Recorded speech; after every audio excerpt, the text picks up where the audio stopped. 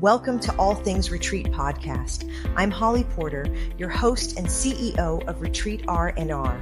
With over 25 years of experience in designing transformative retreats, I'm here to share insights and inspiration to help you create extraordinary experiences.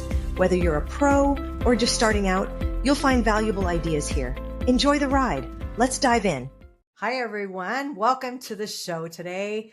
I want you to meet Trey. He's a new friend of mine. You know, when you meet somebody and you just know you're probably going to talk to them more and more in your life because they just stand out. And so Trey's one of those guys. He's a vibrant host of Exploring Places Unknown podcast and on a daily journey of self-discovery and resilience. Trey brings unique insights from his life as a first responder in the medical field. He also is a passionate photographer and has dreams of owning a coffee truck. Welcome to the show, Trey. Hey, thank you, Holly, for having me here today. I'm really honored to be on your show. I love the diversity. It's like, let me just throw that out there. I mean, that's so random and really cool because not everybody can say that. Yeah, I I'm love it. a believer of following your dreams, and so that's a big dream of mine is to own a coffee truck, and I love coffee, so why not make it?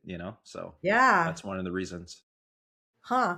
What's your goal for that? What year are you thinking? Well, I actually worked as a barista in an actual coffee shop other than Starbucks. You Okay. have people out there that say Starbucks isn't real coffee, but I worked in a local coffee shop and learned about the process of making coffee, and it's so cool. There's different flavors of coffee, kind of like wine, Yeah. and that really interested me. So I think just really learning the business side, kind of figuring out how to sell and market your product. And then I think I'll reach out and start doing it. So probably within the next 2 to 3 years, I'm gonna really try to get that going. Yeah. Well, get some mentorship on like business stuff end of it. Cause I know you were saying to me before, you haven't really been the entrepreneur side of things. And definitely there's some things to know about that. So I want to, yeah, you're going to be successful. I think that's awesome. I love Thank you. that little dream. It'll become a reality for you, no doubt. Thank you so much. And I But for received that. now, you are a first responder. So tell us a little bit about that before we jump into like some other things that I want to chat with you about. Okay. So I've been in that field for about 12 years now. It just came from a place of me wanting to help people. I've always been that kind of person. And I think you have to be a unique kind of person to be able to handle someone else's emergency. So I've had, crazy stuff happen in my past and in my childhood. And I've always remained calm. And that's a big factor in determining if this is the right field for you. So I've been doing that for about 12 years and I enjoy doing it. Uh, I always try to educate my patients on what I'm doing to treat them, but also when they leave the hospital. That's the most important thing is Okay. creating an environment where they can learn and be successful on their own. So I So love are what I do. you at a firehouse or ambulance? Where? So currently right now I work as a 911 paramedic. So I travel um, right now within the state of Texas and I help out with a 911 system because that sometimes can be overcrowded, can be overran, and so they call in extra people to help out with that. So that's where I come in. So I actually have a really good schedule where I work 2 weeks on and I'm 2 weeks off. So it's pretty fun. Nice. Yeah. So do you stay there for 2 full weeks? Like you're Yeah. just on call the whole time? Yeah, they provide an Airbnb, they give me a stipend or Yeah. per diem, I'm sorry, for food and everything. And I usually work shift work, 12 hours a shift. So it can be pretty strenuous. So I know we're going to Yeah. talk about resilience, but Yeah. you work in 14 days straight. If you're not okay up here in your mind, it can drive you crazy. So Yeah. it's pretty cool. But with 2 weeks off, I could see you really being able to create that business plan too and get your other dream created as well. That's awesome. Yeah. I Thank love you. that. So you've done it for 12 years. You were doing it during COVID then? Yes, I The same was. job that you're doing now? At that time, I was actually working for a fire department, so a little different. But yeah, we saw it all. It was still 911 Okay. So are you EMT or are you paramedic? paramedic. Okay. Which means explain that to the listeners, like the differences. Like that means you can do IVs, right? Oh yeah. Give medication. Oh gosh. So yeah, paramedic. Okay, let's start from the beginning. So you have people that can do like basic first aid, which is like, oh, I could wrap a band-aid or a wrap over a cut. And then you have EMTs. EMTs are emergency medical technicians. They drive the ambulance, they can do CPR certified. And then you have paramedics. Paramedics are the highest level within the 911 system. Okay. So we're basically the people that are the doctors on the streets. So they call us street docs. So Right. we can do IVs, we can give medicine, we can do intubation, ventilators. Yeah, Wow. it's the scope of practice is very, very broad. So we're very important piece to helping someone survive, basically. Yeah. So what did it look like for you during COVID? COVID was an eye opener for everyone. It really hampered the 911 system. We wasn't prepared like we thought we'd be. Yeah. The way it spread, the hospitals were full to capacity. We were running calls. I mean, it was nonstop. So, we had to take extra precautions to make sure we were safe. And you're constantly being exposed to COVID. So Yeah. that on the back end of that, we weren't able to, a lot of us, myself included, we weren't able to spend time with our families because we're around COVID positive people Yeah. and we You don't want needed them to to. get sick. So it was a period of isolation, but we were also just on the front lines. It was a constant. It was crazy. Yeah. Well, we're going to I mean, this is a All Things Retreat podcast, and this is a little bit different where we're weaving in you as more an attendee. We'll talk about that here in a little bit about attending and why it's a good reason. So we're kind of laying out the groundwork of the reasons why an attendee would maybe benefit from a retreat. But I want to back up a little bit back to your story and tell us about, like, I'm sure it influenced what you do now a little bit too, but when you were a teenager, tell us about what happened to you and how long you were in the hospital and all Okay. that.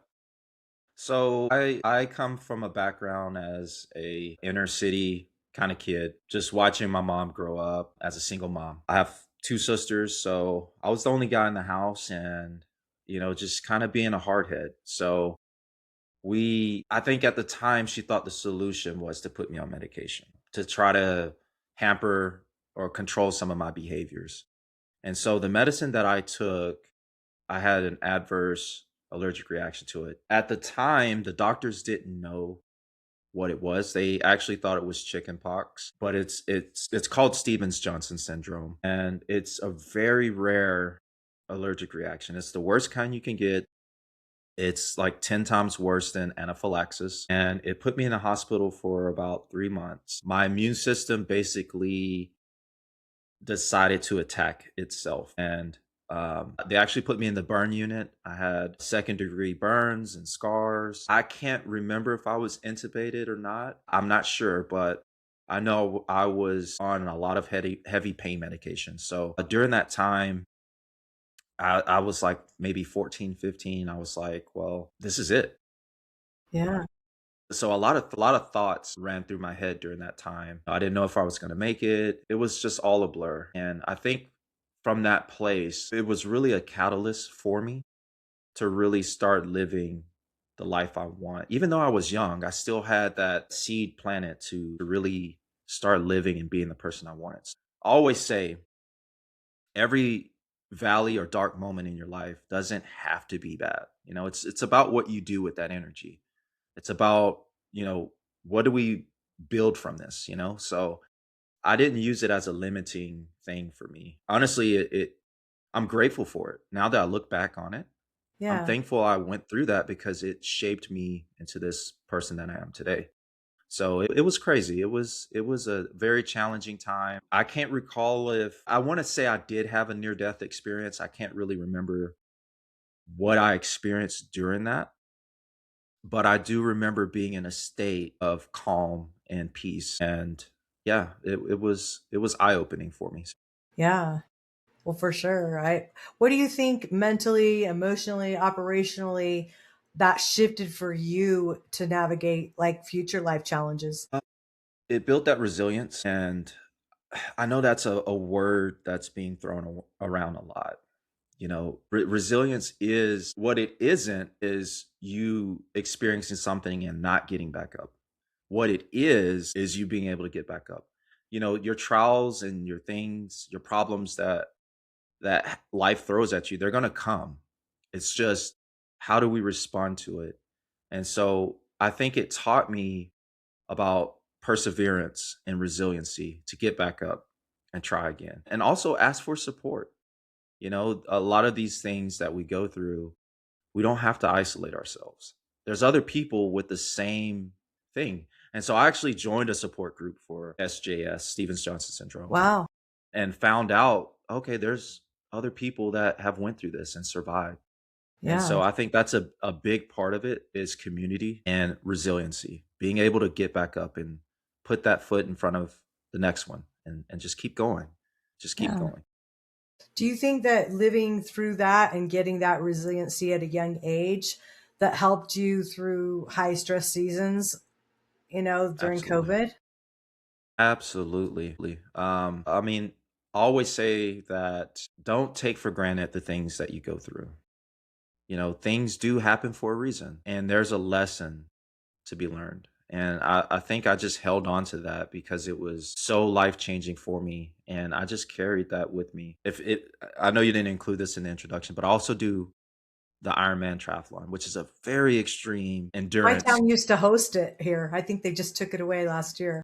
Really? Yeah. And so I going through the SGS, I think it shifted my mindset that I could do anything I put my mind to. Yeah.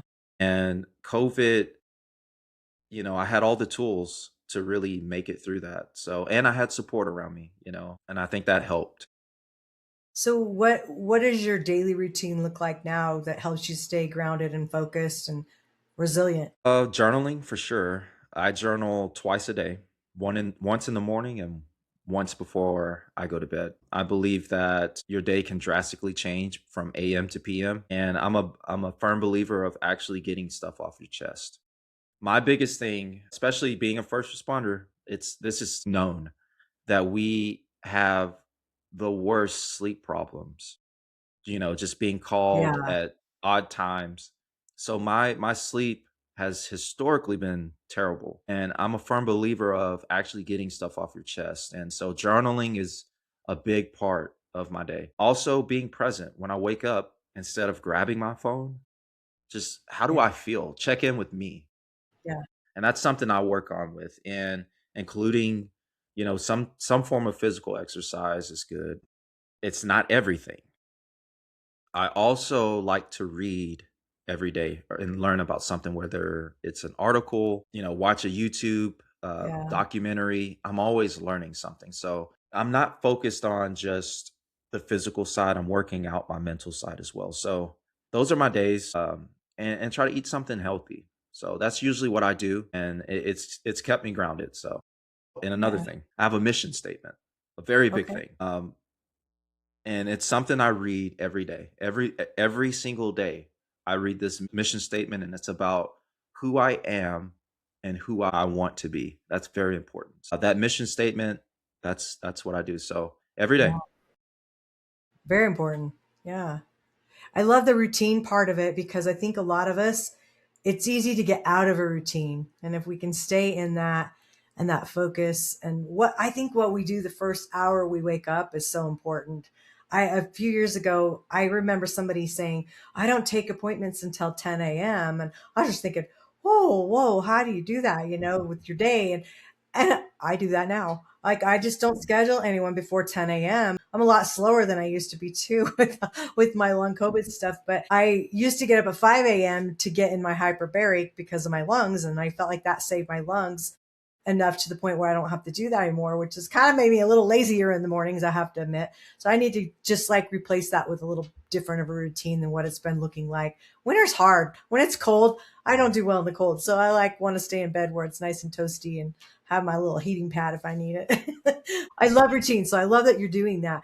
And I want to say, for our listeners listening, these mostly retreat leaders, wouldn't Trey be like somebody you would love to have at your retreat? He's like someone that you don't even have to all mold or anything. He just would come in. He'd probably fit in great with the group. And I can see that. But you actually attended a retreat. I'd like you to share that experience with us. Yeah. So being a first responder, they really started to look into the mental health of first responders. For a long time, it was like oh, you don't want to talk to somebody about your problems. It was kind of like this weird thing. And they're like, oh, you need to be tough and blah, blah, blah. That's just not it. I mean, you're seeing so much, you're dealing with so much. I've always been the person to talk about how I feel and how I'm experiencing things. And I reached out. And so they had this retreat for first responders where you work with horses and animals. And that really opened my eyes, just working with animals. And it showed me that there's support out there. There's a community of people that are willing to help. And it was something away from the norm. Being able to go somewhere for a week or two is great. Sometimes you need to be out of your environment and so you can really get the information and heal and do all those things. So I was working with the animals, and I remember the horse I was paired with was named Bully. That was his name. He was a retired racehorse. And before you actually walk out there in the pasture, they tell you, this about this horse or that horse or this horse. And what was cool about Bully is that Bully never ran up to anyone, ever. Out of all the people, Bully came up to me, and he's this gigantic horse. Oh, And he just taught me about presence. And if you know anything about horses are very intuitive, they're very yeah. aware, they pick up on energy. And so it taught me about being present. And this was years ago. And I think that's one of the reasons why I wake up and try to be present with myself. Yeah. But I did work with Bully, and it was a great bond. And the retreat was fantastic. The people there were amazing. The food, the environment, it was a healing thing that I needed. And so I'm so grateful for that. So you appreciate, I'm sure, what all these retreat leaders out there are doing for other people to have those experiences, then I'm sure. Absolutely. Absolutely. Have you ever considered about having, I think it would be a great retreat to do for you to host your own with first responders. I think that would Whoa. be you got to consider that. We'll have to chat about that. Yeah, I would love to do that. I feel Amazing. like God is just bringing me into that place, Yeah. not to just hold on to everything, but to share it.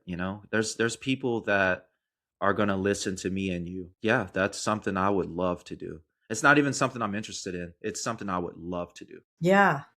That'd be great. We'll have to chat about that. Oh my gosh, our podcast goes so fast. I know I was letting you know how fast time goes. But I want to ask you, like, moving in to your goals into 2026. What's on the horizon for you? Like, what are you hoping for?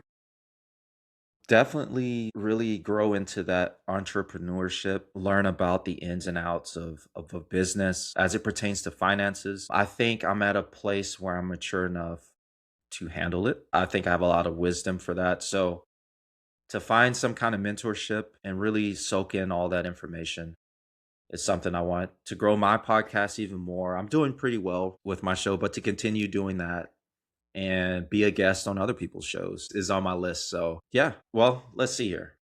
We could talk about the races that I'm doing. I'm still doing the Ironman stuff. So, Nice. I actually have an Ironman race coming up in a couple months. And that's pretty much it. Really just make sure I'm grounded, create boundaries. Healthy boundaries is a big one, and pour back into people. That's my goal for 2026. I'm going to challenge you to go on someone's retreat in 2026 and really lean into watching what's going on and doing your own. I think you'd be a great retreat leader. And Wow. I hope I hope everyone listening is feeling into like the opposite side. Usually we're talking about people that is helping you with business. And this is obviously an attendee's helping you with business, but I'm just saying, hearing it from a little bit different of a perspective of what somebody that would be an attendee would come to. And, you hear a lot more about women doing retreats than men, but they're so needed. There's a lot of men who would go on retreats if somebody would do a men's retreat. I mean, they're getting more popular all the time. So yeah, we'll have to chat more about that. But I'm going to put all of your information in our show notes. So we'll put your podcast there so they can go and listen to your show and subscribe. That's very important, everybody. Subscribe. Leave reviews. It's so helpful for shows. You should do it for mine and you should do it for Trey's. But we all need those just to help to get the messages out so we can keep bringing you good guests. And any last words of wisdom? Just be your authentic self. Be your authentic self. Spend the time to get to know yourself, number one.